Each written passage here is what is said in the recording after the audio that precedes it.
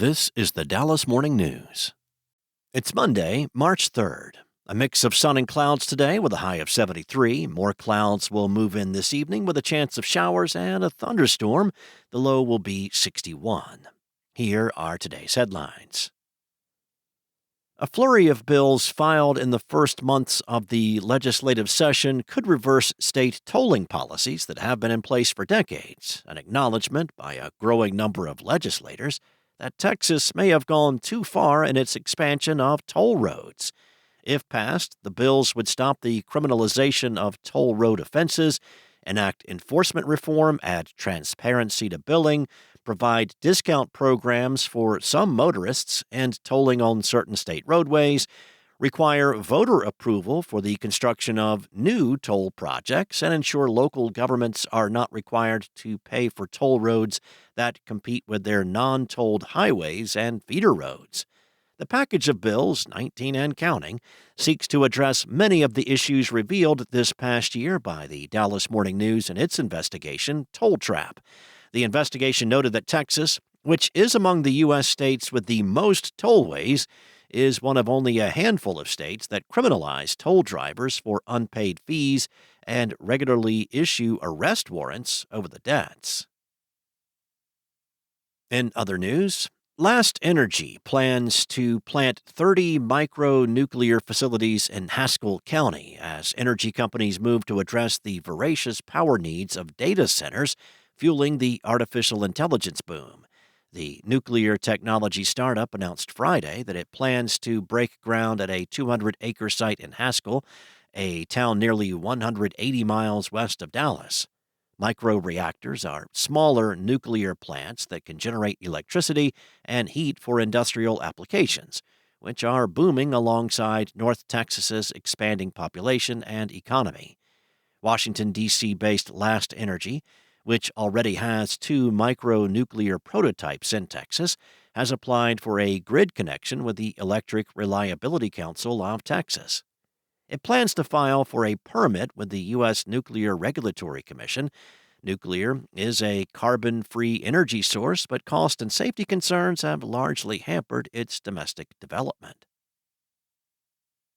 Next up, a panel discussion hosted by the Dallas Morning News in partnership with the nonprofit For Oak Cliff highlighted life and loss in Dallas. The event, which came after a year of reporting and more than 100 stories as part of the Dallas Morning News' Life and Loss in Dallas series, sought to be a place for the paper to hear directly from readers and community leaders about homicide, crime solutions, and how its coverage can better tell victims' stories.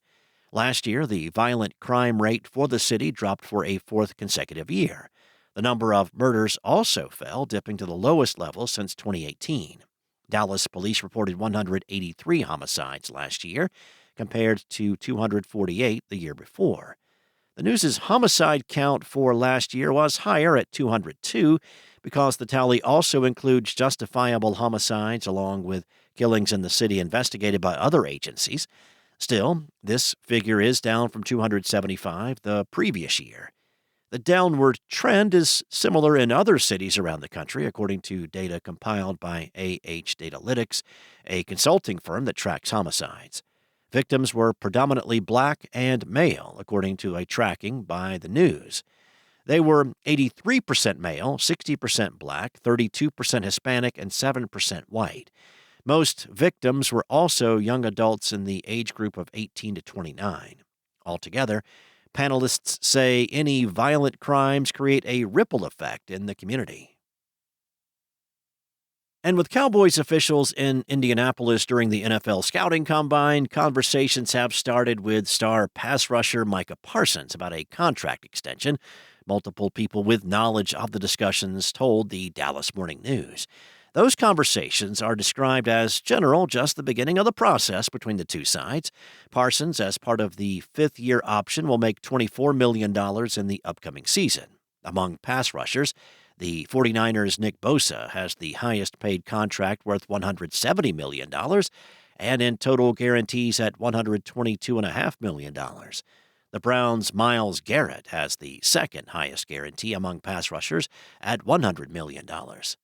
The agent for Cowboys free agent defensive tackle Osa Odighizuwa continues discussions with team officials about a new contract.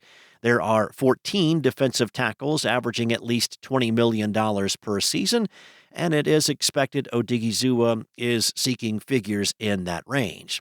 However, the Cowboys could place the franchise tag on Odighizuwa, a person with knowledge of the team's thought process told the news.